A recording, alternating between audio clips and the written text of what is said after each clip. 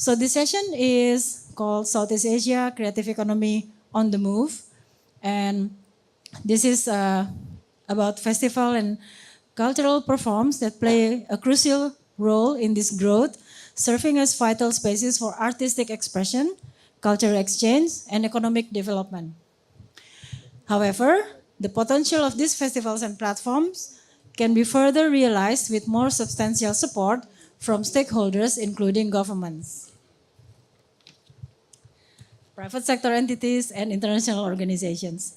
By fostering an environment that supports the development and sustainability of these cultural events, stakeholders can contribute to a more vibrant and resilient creative economy in Southeast Asia. We will explore in this session the dynamic landscape of the creative economy in Southeast Asia, including how festivals as an intermediaries has the potentials in terms of job creation, supporting emerging young creative workers, and discussing how Southeast Asian artists performing on global platform can enhance the region's cultural and economic position on the global stage by shifting people's perspective. So I'm going to give about 10 minutes for each speakers to deliver their thoughts and insights. And then we'll have a discussion session afterwards. So we will start with Mbak Kemi. So we will go from the global insights and then we'll go further focus on the locals. Please, Mbak Kemi. Thank you so much, Mbak Tita. It's really great to be here today. I'm Camelia Harahap from the British Council, and I'm really excited to be here to be sharing a little bit about our work in East Asia and around the creative economy, specifically focusing on our work in the festival sector. So may I have help to bring up my presentation? I think this is Alia's presentation. This is Alia. Can we have Mbak Kemis, please? My presentation? Yes. Thank you. All right. So let me try the clicker. Next, please. Yes. So as you all may know, the British Council is the UK's international organization for cultural relations and international opportunities. And we work across three main pillars, which is the education, English language, and arts and cultural sectors. We particularly focus on innovation and developing inclusive growth, building opportunities and partnership and trust. And at the moment, we're working across 14 countries across East Asia, where 7 countries are located within the Southeast Asian region. Zooming back to some of the work that we've been doing in the festival sector, back in 2022, we commissioned Jogja Festival Study Center, which also includes Mbak Alia, and Tom Fleming Creative Consultancy to develop a report to explore how festivals are actually driving impact across the region as anchors and catalysts for an inclusive and sustainable creative economy. At the time, we were actually looking at how the festivals and arts and cultural sector was particularly impacted because of COVID-19, and many of them had to cease to exist, or many of them had to close. And because of that, we felt that we needed to do something in order to support the festival sector more broadly and to perhaps start measuring the impact that the festival sector has across the creative economy. So we then introduced case studies and country overviews across 6 countries in ASEAN, including Indonesia, Malaysia, Philippines, Singapore, Thailand, and Vietnam. And the results of the study describes aspirations and the development that is needed for the festivals as they became increasingly significant in a post-COVID creative economy.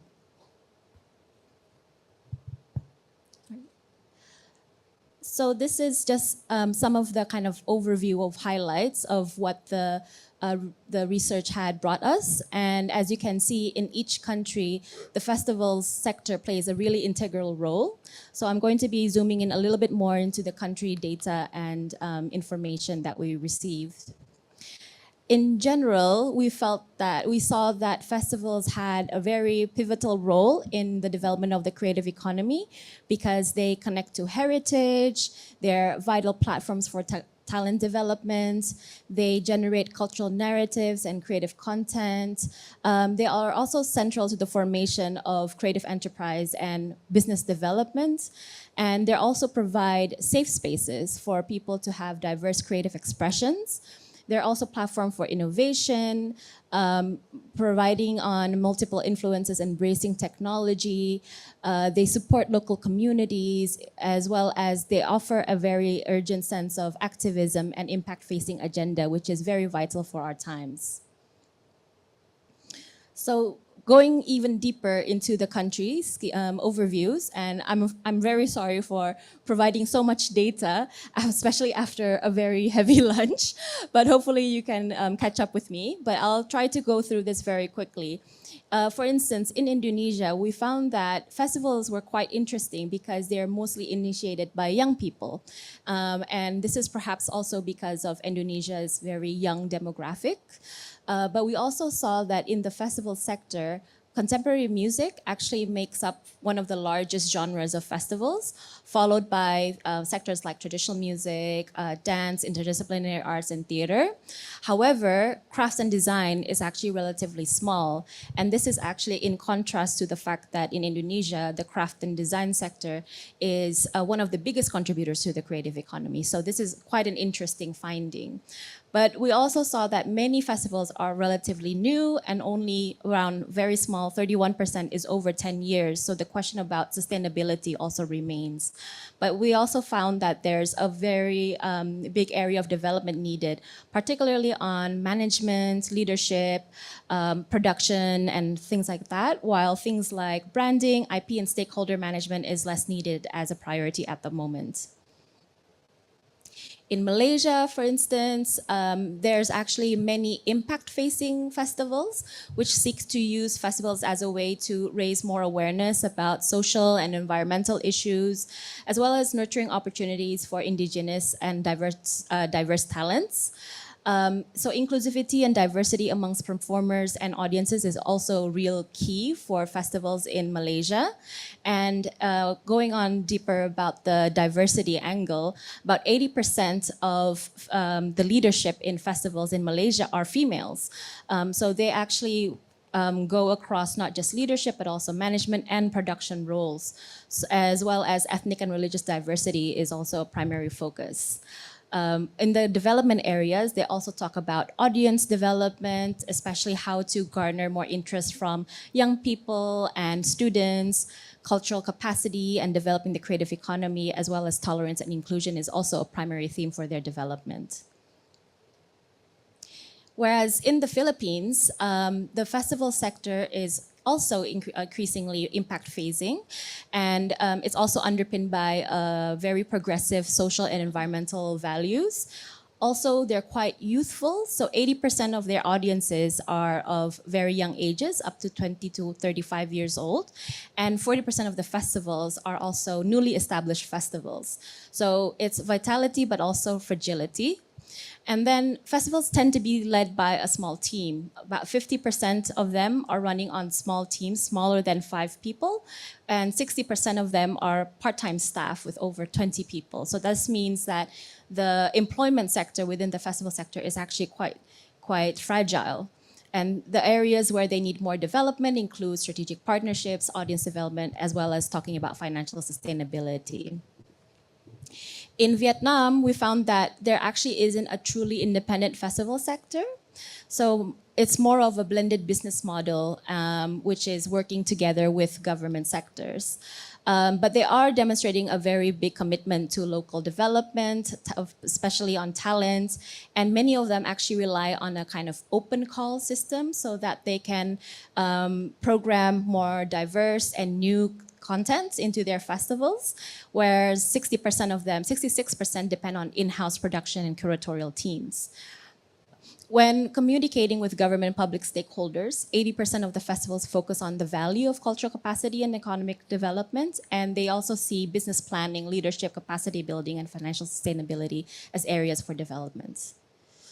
Thailand, similarly, they have top 3 festivals as contemporary music, interdisciplinary art, and contemporary visual arts.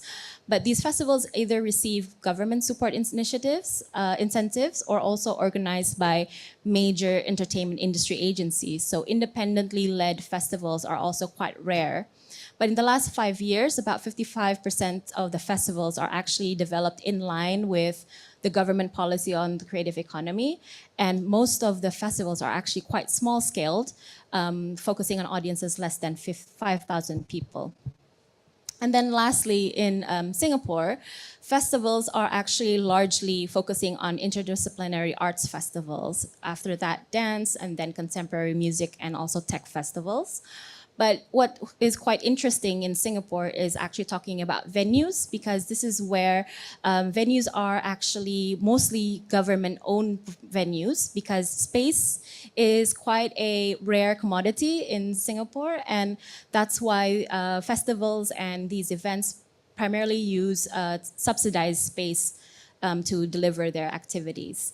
Festivals view inclusivity and diversity as something that's very important, and also it reflects back to their programming.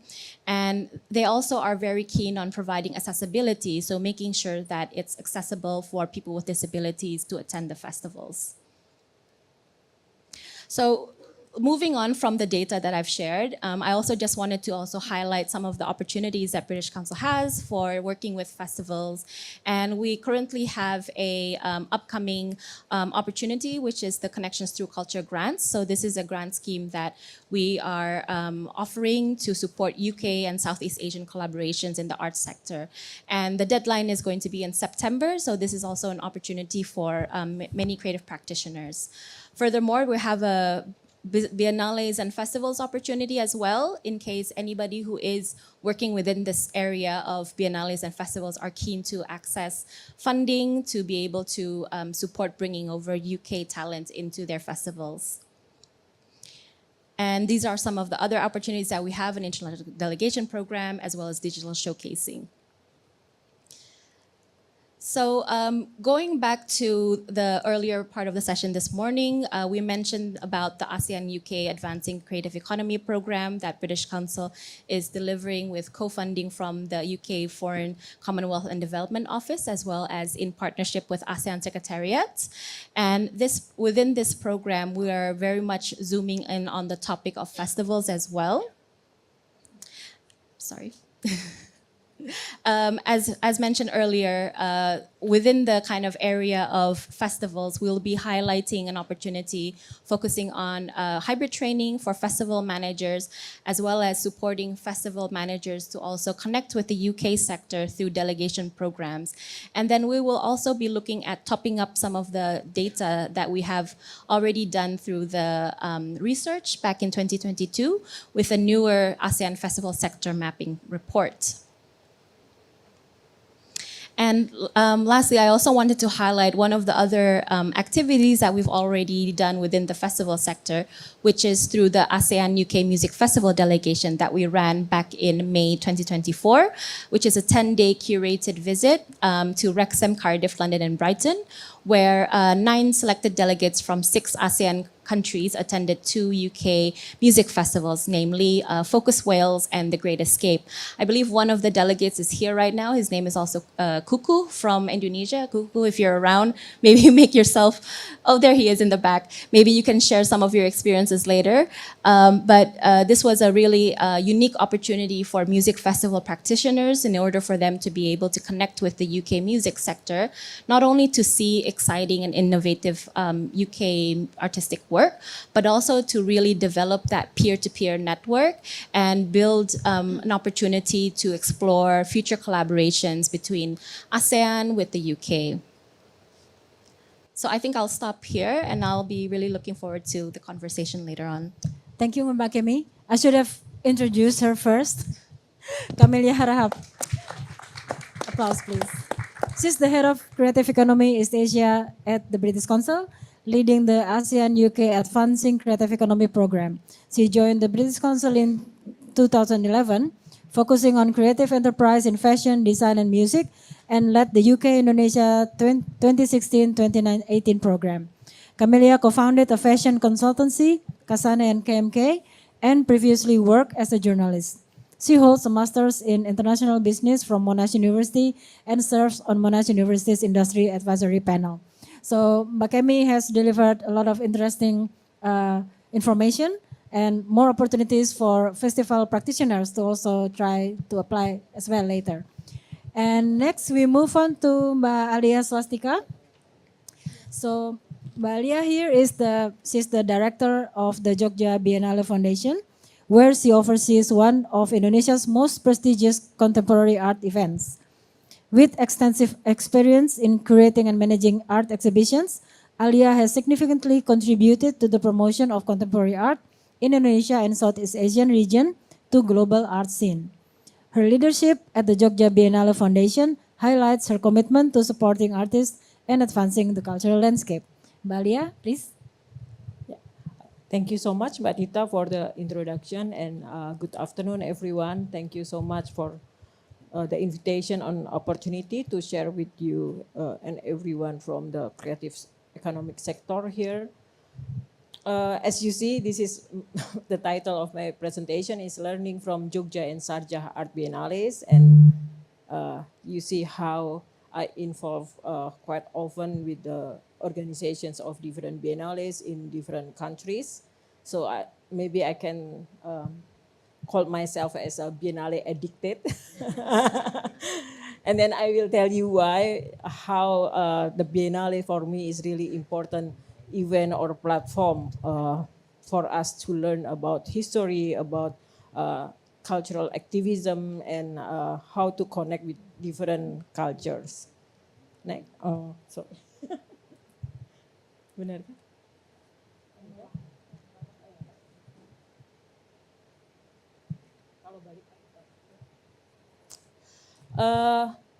So the Biennale actually a platform or festival or exhibition.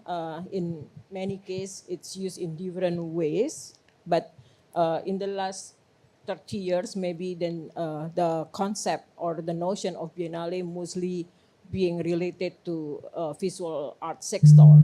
So it started as a visual art exhibitions, but then during the Biennale itself, it involves lots of cross-disciplinary artistic practice. So we also welcoming the music, performances, film screenings, and many different platform. Sorry, I cannot really read. Terlalu kecil sih. Balik lagi tadi kan? Kalau balik gimana? Yang balik atas. Oh. Sorry, okay. Sorry, technological. Yeah. Biennale also quite different with the idea of museum exhibition. I think first Biennale becoming the platform for artists to get the opportunity to create something new that's very related to the local context. So nowadays Biennale become one of the most developed in not industry but developed activities around the globe.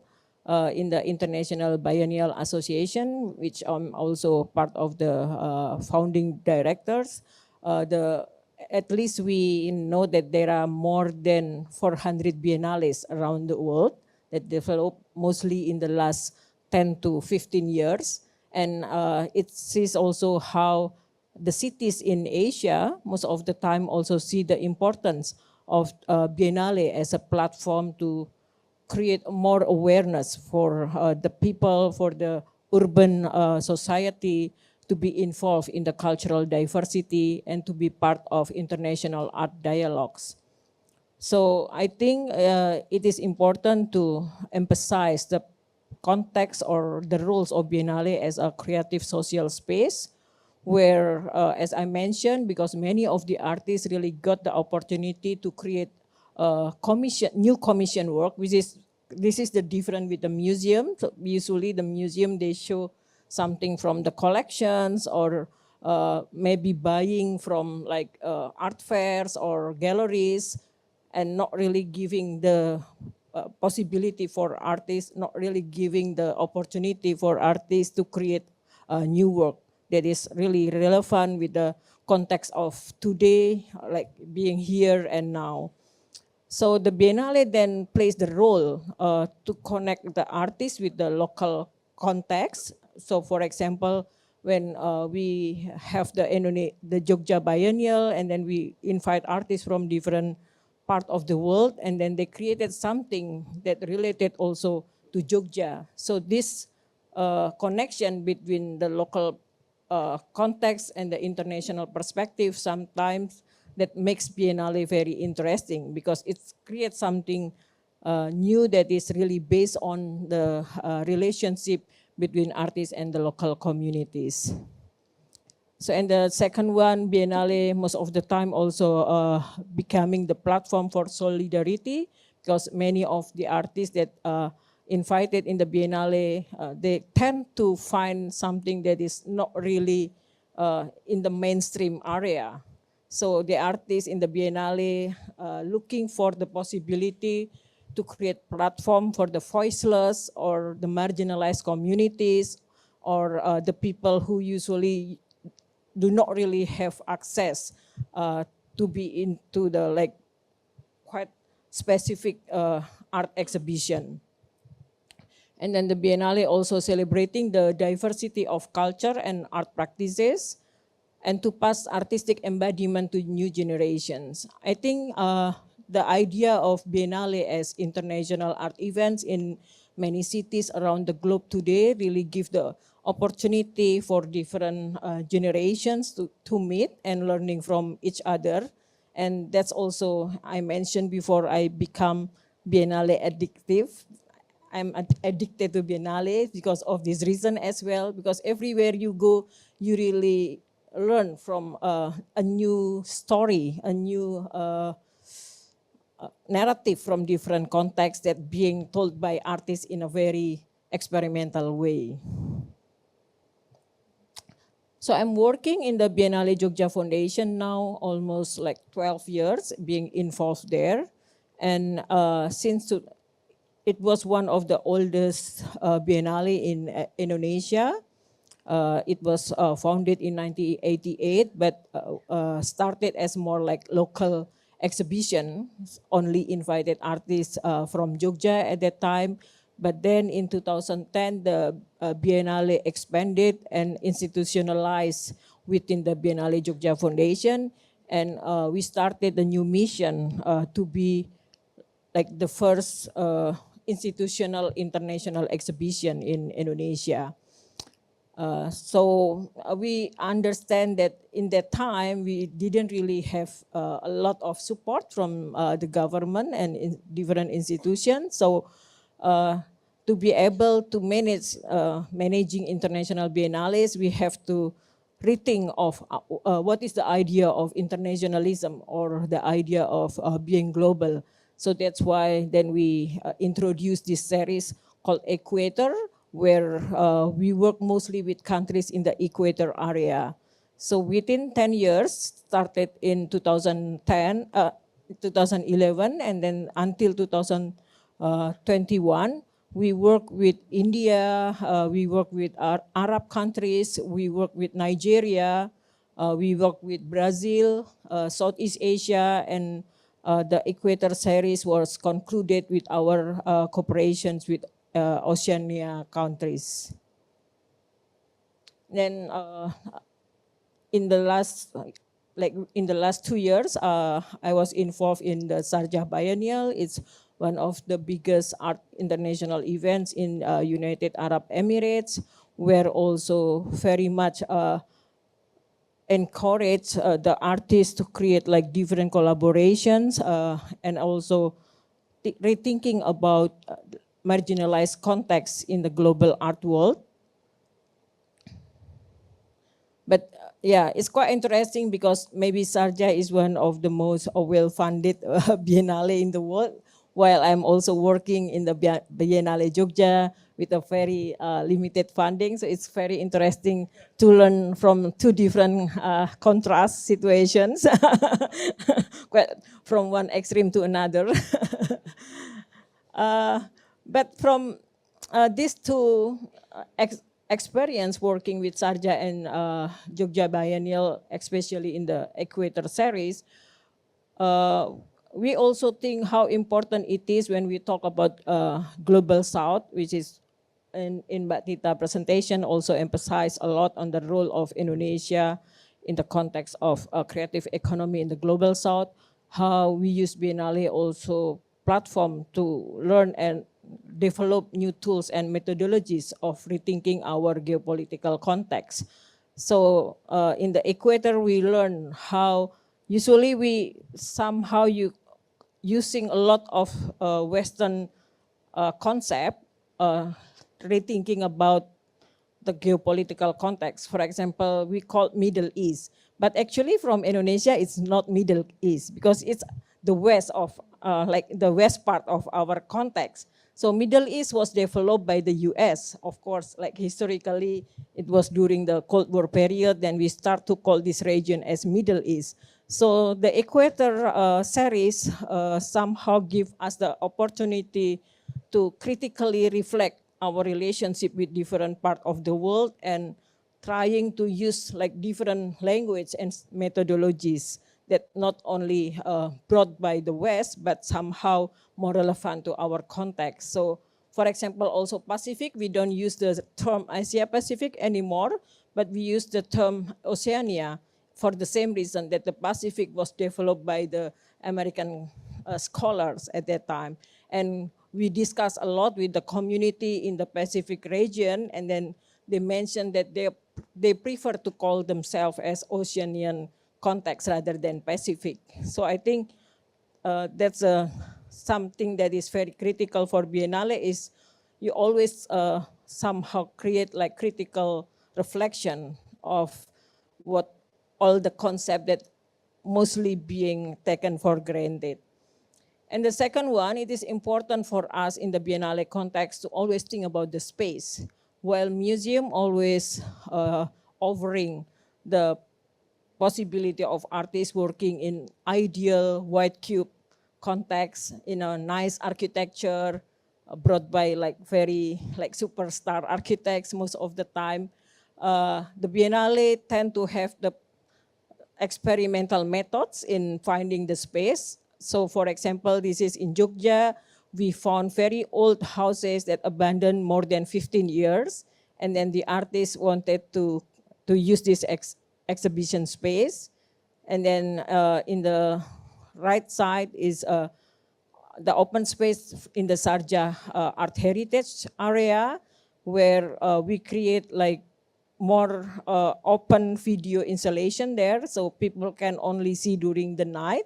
So it's nice also that the exhibition not only happening inside the white cube, but also expanding into different kind of spaces. So we use a lot of markets, for example, the port, like ex-kindergarten school sometimes, and in the last Jogja Biennial, even we did lots of the exhibition in community center in the village.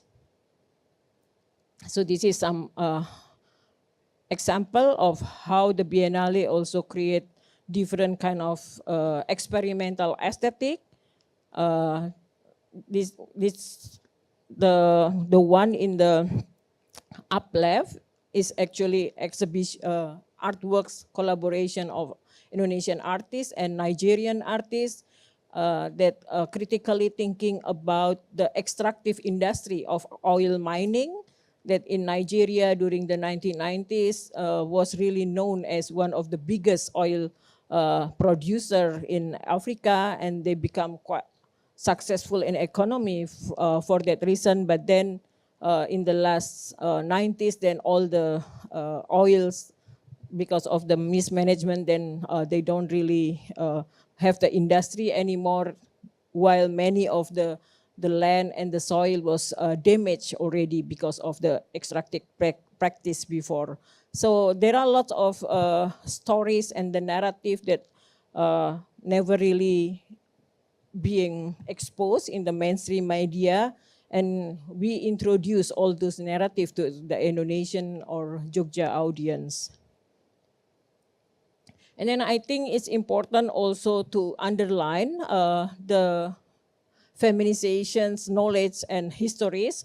So in the last 12 years of our practices, we always try to give the opportunity to female artists, female curators, female workers, and also at the same time when female artists working, created their art installation, most of the time bringing also the story of different women solidarities and collectivity.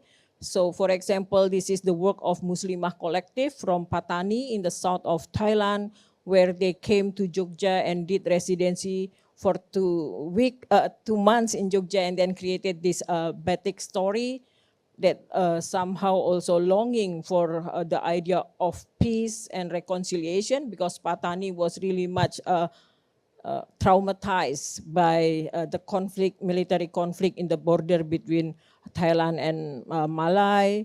And then we also have like this project that I'm developing for Sarja from the Wo Manifesto, where they created the possibility for local people in different places in Bangkok and in Sarja itself to be part of the creation of this installation.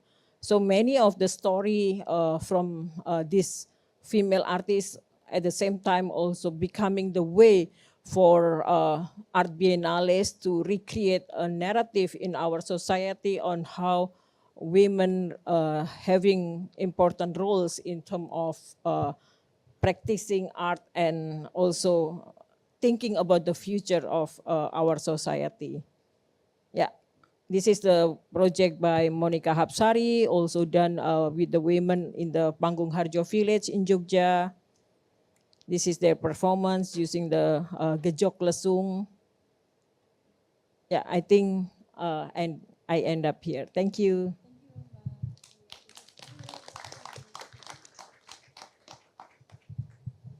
Hello. Test, test, test. Okay, now it works again. Thank you, Mbak Lia. Now we move on to Mbak Desi Bakir. She's the CMO of Samara Group, Indonesia's leading content and experience powerhouse, home to Idea Fest, the nation's largest creative economy festival. She serves as head of the Permanent Committee of Marketing, Media and Content at Kadin, and is a National Leadership Council member for Tourism and Creative Economy at Apindo. Desi was recently named a fellow for the Eisenhower Fellowship's Women's Leadership Program. Please, Mbak Desi. Thank you very much, Mbak Tita. Hello, everybody. Good afternoon. Post lunch sessions are always very challenging. So I hope to end the presentation with a lot of excitements from everyone. It's very interesting to hear Mbak Kemi's point of view on the festival in the region, and also Mbak Alia's presenters on Biennales. I would like to share a little bit about the festivals that are happening here in Indonesia that are currently under the development of Samara Group. So this is when we talk about, when Mas Ricky gave me the title Southeast Asia Creative Economy on the Move, I was thinking that creative economy for us means more than festival, but it's also about content and experiences. So I think these two are the ones that built a lot of the creative economy initiatives that we've done here at Samara Group. Next please. Enggak ding, gue ya. After lunch ini. Okay, so just a little bit of introduction on Samara Group. Samara Group focuses on content and experience. When I say experience, maybe something like festival. When we say content in many different forms, like cinemas, maybe series, or maybe short form digital content. But these two are interrelated because there is no content without a good experience, and a good experience is not amplified without good content. Yeah. And so these are just a little overview of what our company is about. We have festivals under Samara Live. We have films and festivals. We also have media under our group. But maybe a little bit on, there was a question on the panel, what does festival mean and how can it bring the creative economy of Indonesia to the world and vice versa? For us personally, festivals around the world has helped us gain regional or even global exposure. Has anybody seen Gadis Kretek, Cigarette Lady? Denger nggak kedengeran? Have you? Have. Okay, thank you very much. So, Cigarette Lady was premiered in Busan International Film Festival. It was premiered on a global platform called Netflix. I hope everybody has heard of Netflix. But the premiere in Busan has also boosted it a lot. And if it hasn't been for the Busan International Film Festival, maybe it will not get that attention that it needed. Gadis Kretek was 100% Bahasa Indonesia, but it was top 10 in 22 countries globally. So that is how festivals can actually help bringing local gems to the world. And this is like and share also one of the production of Wana Creator, our subsidiaries. It also won Grand Prix in Osaka Asian Film Festival. And we have Idea Fest. I'm very happy, very sad and a little bit relieved to hear that only 31% of festival made it after 10 years. Idea Fest is one of it. Idea Fest this year entered our 13th year, but I'm looking forward for the percentage to be up, in the very near future. So we invite regional speakers and that invites regional attendees as well. So 2 years ago, we invited Takashi Murakami. Last year, we invited Ping Fong and also Woke Salaryman from Singapore, but that also brings a lot of regional attention. So if the question is, can festivals help the local creative economy scene to be elevated to regional or even global, then the answer is yes. Just how much are we going to push forward for that? Here, I think the key when back to Mbak Kemi's presentation mentioned that festivals are a safe space for communities, and that's what we want to do as well. I think creative economy and its growth is a lot dependent on the stakeholders and the ones that are in it. So that's why we are committed to help. So for instance, we have IdeaFest. This is a little bit of introduction on IdeaFest. IdeaFest is born out of Indonesia. It was born in 2011. Actually, Mas Menteri was one of our first speakers in 2011. Now we have actually conducted more than 700 sessions. We've invited almost 2,000 speakers, and we've had almost more than 100,000 visitors offline. But that's not the point. The point is that IdeaFest has become an avenue, a hub for the creative economy industry and its people. So that's why we also want to have this as the space and avenue for the ones that are new in the creative economy industry to actually thrive. So that's why every year we try to expand our programs. We have the IdeaFest X Your IP. We believe that IP is one of the stronghold of the creative economy here in not only Indonesia but also the world. So for instance, IdeaFest is a seminar, a conference. It was actually originally built as that. But as time grows, we understand that creative economy is so much more than that. It has markets in it, it has comedy in it. And that's why we also invite people who maybe if they do it on their own, it's probably difficult. But since IdeaFest has been around for more than a decade, we've gathered so many visitors, then people can just tap in. So we provide that space. And we are not So I think the key here is the target audience fit, the mutual growth mindset. So it's another word for win-win, because nobody wants to lose. And also we empower expansion. It's okay if you, in the first year you go with IdeaFest, and then the second year you want to go bigger and make your own. So IdeaFest Comedy was first launched, and then the next year they make their own, and out of IdeaFest, Lucu Fest, it's Funny Fest in English. But I think that's okay, because I think the ones who work in the creative economy has to work together and has to support each other to catapult more players and more IPs into the scene. For instance, this is a Synchronized Fest. We host the all local musicians music festivals, but that's also not the point, because this creative economy create new jobs, yes, but also it has to create new talents. So that's why it doesn't only give the stage to well-known musicians, but it also gives the stage to aspiring musicians as well. We have gig stage, a smaller stage, maybe free stage in different cities, so that we can harness more new talents. And I think I'm gonna go back to where festivals create a safe space, create communities. Idea Fest has also expanded not only as an event but also as a year long always on community where we want to support the communities of the creative economy. We have Idea Friends, so Friends of Idea Fest naturally, where we do monthly gatherings. We do it in different sectors for the creative economy, sometimes art, sometimes film, but we want to give the space to those who are interested in the creative economy and those who wants to grow it, because otherwise if nobody wants to put their mind and effort into growing this industry, then it will not thrive as much as we in the field would want it to be. So that's why I think one of the key things is also to highlight, to harness that community and create a safe space for the creative economy players to launch their IPs, their initiative, and then make it as a catapult for them in the future. I think that's it, Marita. Thank you very much. My mic, please. Okay. Thank you, Mbak Desi. I'm conscious of the time, so I just quickly take some keywords out of your intriguing presentations because I'm sure there are lots of discussions can come out of this. From Bakemi, it is important to have commitment for cultural institutions like British Council to continue mapping and evaluating what festival does, because you keep making programs, but if you don't know what in the end it will give you, then why should we do the next one, or how can we make it better? So it is important to have the study for, especially for Southeast Asia.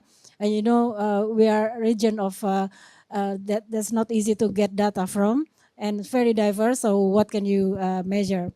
And from Bali, I think you're not addicted only to Biennale, but you're addicted to experience and narratives that can be explored further, and then for also different contexts. So in a way, you're also making a statement through those Biennale because you have these curatorial statements that may tease some theory or some other critics. But it's amazing. Then it's important to have this aspiring artists that have their platform and they have space and they have access to do that. And they have audience that can give them feedback. So that's what all artists need. And also, this has to do with Mbak Lia's prompt actually, talking about if, I don't know if how much resources you have will affect the quality of your performance, but you must have way to make it not so. So you can have different scales, but I think compromising quality is not our viewpoint. So to end the session, I would like to for you to give a bit of keywords or insights about what can be discussed in the new global forum on creative economies, for example, WCCE later, if it has to do with festivals, encouraging people to join, and about the impact of festivals itself, whether for the whole society or for the creative practitioners themselves. So who would like to start? Bakemi, please. I'm always the first. Yeah, I'm always the first one, but thank you. I think from our end, it's very important to recognize. Check. Test. This is better. I think it's always very important to recognize that festivals are a very significant part of the creative economy, and that it plays a very significant role in social and economic impact, not only for a city or an area, but generally across the creative economy sector. So it's, I think from the British Council's point of view, we would definitely need to continue to support the festival sector, either by providing that evidence and data on what the impact is, but also through the new program that we have, the ASEAN UK Advancing Creative Economy program, which is in support with the UK FCDO and in partnership with ASEAN Secretariat, that we can continue also providing the skills development that's needed by the festivals so that they can sustain, so that we can see that there's going to be more festivals that continue on even beyond that 10-year point. Thank you. Mbak Lia, please. Check mic. Yes. Yeah, I think in the last 5 years, mostly after COVID, also we see the big shift in the contemporary art practice. As I'm working in this field most of the time, that the global South really becoming the center of the next future of contemporary art. So, for example, we saw how Documenta in 2022 curated by Ruang Rupa from Indonesia and give like large platforms from different art practitioners and artists from the global South, and then it continued to this year Venice Biennale in 2024, curated by Adriano Pedrosa from Brazil, where maybe almost like more than 80% of the participants coming from the country in the global South. And I mentioned before how the development of biennales in the world really much led by the Asians. And also the South America shows also very significant numbers of the biennales and art museums and festivals. So I think we have to take the chance then to collaborate and really bringing the narrative from the global South to be in equal positions with the Western context. So we have learned that from more than, I think, 300 years, 400 years since the colonial context happened, then in many places in Asia, Africa, South Africa, we learn what is art and culture in the notion or in the perspective of the Western. Now it's really shifting, so it's very important for us, the creative economy industry, also to look into what we have in the local context, and we create a new narrative, a new perspective on how we see ourselves. I think it is important now that we define our context and culture in our own language. So I encourage all friends and colleagues, the organizer of different festivals and art organizer, to rethink of our role and contributions in rewriting the narrative on what is global and international in our language. Thank you. Okay, I think what I would like to see more, I really love bringing the local perspective into the global narratives. That is something that we really want as well. And I also agree that given the importance of festival and that how it is rooted, I think festival is not just a fad, right? It has been around here in Indonesia for a very, very, very long time. And what we would like to see is because for us at IdeaFest and Samara Group, to be very precise, because we have been thriving to become the avenue of the creative economy sectors. It would be great if we can extend that network into regional and global and to multiple sectors of the creative economy, because creative economy is so wide, and it would be great to see how those can be interwoven into, not have to be all at once, but interwoven into maybe several sectors and providing for different niches, and how global networks can actually help to do that. Thank you. So in the olden days, if we say festival, usually for people with agriculture like us, festival is a way a region check their wealth and also check their harvest. So we can also move that mindset to nowadays, that we do festivals to check how wealthy we are in creative economy, in the practitioners and all. So with that, I end this session. Please give a round of applause for these amazing women, resilient ladies, and give it back to the MC. Thank you.